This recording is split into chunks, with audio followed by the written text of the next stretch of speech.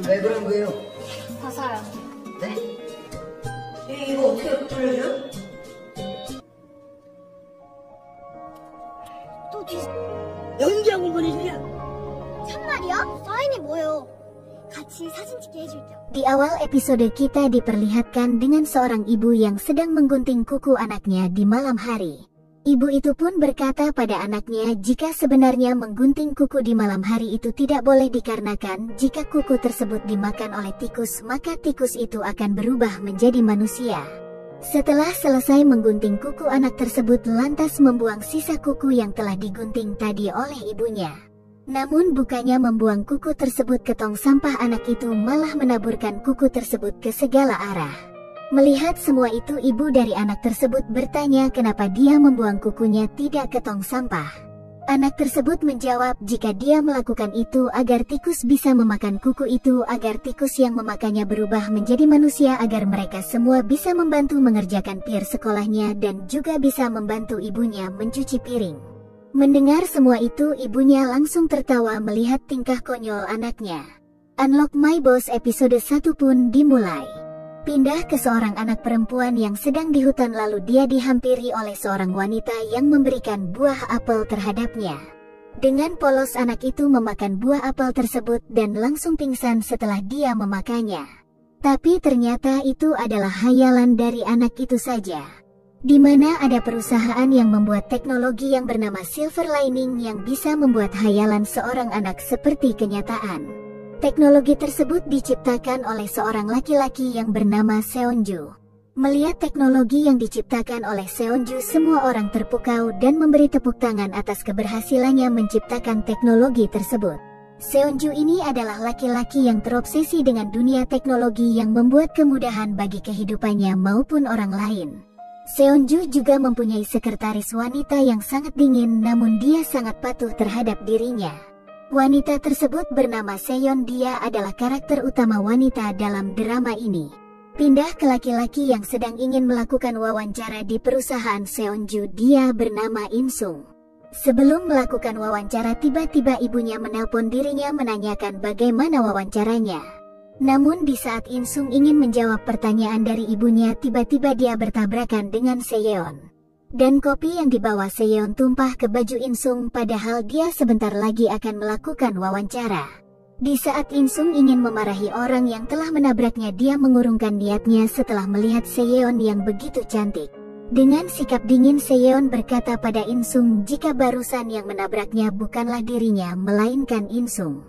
Insung lantas menjawab dengan sedikit marah jika dia sebentar lagi akan melakukan wawancara namun bajunya kotor setelah terkena minuman dari Seon.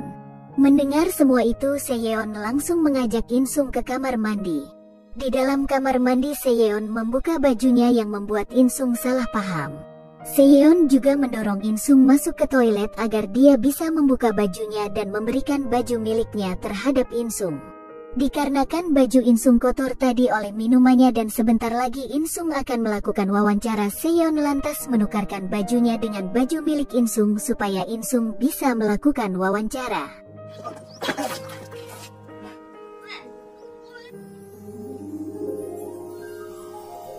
왜 그런 거예요? 봐서요. 네? 이거 어떻게 돌려줘요? Tapi bukannya wawancaranya berjalan dengan lancar, Insung malah merasa tertekan dikarenakan baju milik Seon kekecilan. Masalah bertambah setelah orang yang mewawancarai Insung selalu menghinanya karena Insung tidak mempunyai keterampilan dan tidak mempunyai pengalaman kerja. Mereka berdua pun lantas berkelahi di sesi wawancara diakhiri kancing baju Insung masuk ke dalam mulut orang yang berkelahi dengan Insung.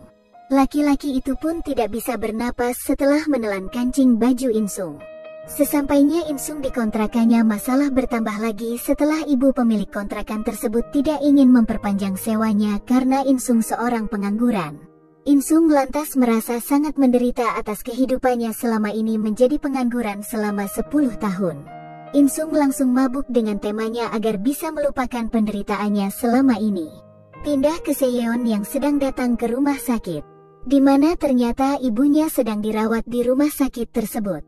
Ibunya mengidap penyakit parah sehingga dia harus dirawat inap di rumah sakit itu. Setelah menemui ibunya di rumah sakit, Seyeon didatangi oleh seorang laki-laki yang menagih hutang sebesar 50 juta won. Namun dikarenakan Seyeon belum mempunyai uang, dia malah menawarkan harga dirinya untuk dijual terhadap orang lain untuk membayar hutangnya. Laki-laki tersebut lantas membawa Seyeon ke klub malam. Tapi sayangnya di saat laki-laki tersebut menjual Seyeon terhadap pemilik klub malam di sana, orang tersebut tidak ingin membeli Seyeon karena sikapnya yang sangat dingin terhadap orang lain. Mendengar semua itu, laki-laki tersebut memilih pergi dan menyuruh Seyeon bekerja keras agar bisa melunasi hutangnya. Di mana ternyata Seyeon juga sangat miris akan penderitaan kehidupannya, tidak kalah miris dengan apa yang sedang dialami oleh Insung.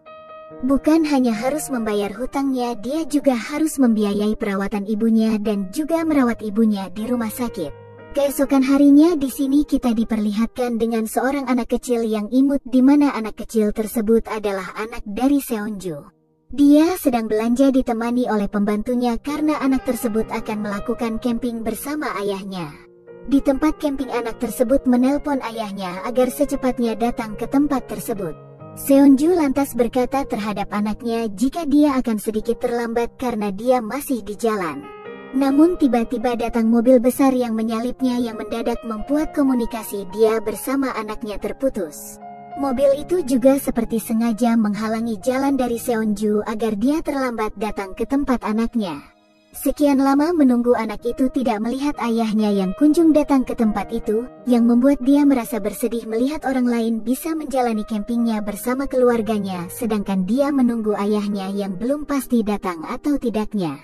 Pindah ke ponsel Seonju yang dengan otomatis meminta bantuan terhadap orang lain yang dikirim ke website secara acak terhadap orang lain. Namun semua orang yang melihat artikel tersebut yang meminta bantuan terhadapnya, dan jika mereka membantunya maka dia akan memberikan imbalan besar, mereka malah menganggap semua itu hanyalah lelucon saja. Entah apa yang terjadi terhadap Seonju sehingga ponselnya tergeletak dan meminta bantuan terhadap orang lain. Pindah ke Insung yang sedang naik bukit mencari sinyal HP karena dia sedang di perkampungan di tempat tinggal orang tuanya. Sesampainya Insung di atas bukit, dia mengingat semua kenangan bersama keluarganya saat kecil. Di mana Insung kecil berkata terhadap orang tuanya jika dia setelah besar berjanji terhadap orang tuanya akan menjadi orang kaya dan menyuruh kedua orang tuanya tidak lagi bekerja setelah dia banyak uang. Namun berbeda dengan kenyataan, sekarang Insung malah tidak bekerja selama 10 tahun. 연기하고 보내주냐? 참말이야? 사인이 뭐요? 같이 사진 찍게 해줄게요. Kenangan tersebut terhenti setelah Insung digigit oleh ular yang ada di sana. Saat Insung kesakitan setelah digigit ular, tiba-tiba ada orang yang memanggilnya dan meminta bantuannya. Insung lantas mencari sumber suara tersebut dan di mana ternyata suara tersebut keluar dari ponsel milik Seonju. Insung langsung terkejut bagaimana bisa ponsel bisa berkomunikasi selayaknya manusia biasa. Tidak lama dari itu juga Insung pingsan karena gigitan ular tadi. Di rumah sakit ternyata Insung bisa pingsan bukan karena ular tersebut berbisa, melainkan karena terkejut saja karena dia digigit ular. Suster di sana juga memberikan ponsel milik Seonju terhadap Insung karena mereka beranggapan ponsel itu milik Insung. Di rumah Insung mengecas HP Seonju. Betapa terkejutnya tiba-tiba ponsel itu berbicara lagi terhadapnya dan mengenalkan dirinya adalah Seonju. Walau awalnya Insung tidak percaya dengan semua yang dia lihat, namun dia akhirnya percaya setelah ponsel tersebut mengirim uang sebesar 100 juta won terhadapnya. Namun dengan persyaratan Insung harus membantunya memecahkan kasus yang terjadi terhadap Seonju. Bukan hanya itu saja, Insung juga bisa bekerja di perusahaannya jika benar-benar ingin membantunya. Insung bahkan bisa langsung menjadi CEO di perusahaan tersebut menggantikannya. Tidak lama dari itu datang email dari perusahaan Silver Lining yang memberitahu jika Insung belum terpilih di tahap akhir. Episode 1 pun berakhir. 은행금으로 먼저 1억을 드리겠습니다. 계좌번호 알려주셨습니다. 출근하세요. 은행금으로 먼저 1억을 드리겠습니다. 계좌번호 알려주십니다. 다 드릴 수 있습니다.